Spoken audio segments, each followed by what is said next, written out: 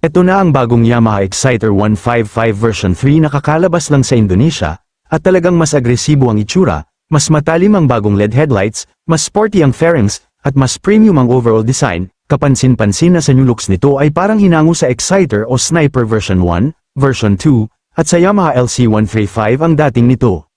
Sa makina, dala pa rin ito ang 155cc, liquid-cooled, single-cylinder engine na may VVA o variable valve actuation, 6-speed manual transmission, at assist slipper clutch, kayang maglabas ng humigit kumulang 17.9 horsepower at 14.4 Nm ng torque, perfect para sa city rides at spirited weekend rides.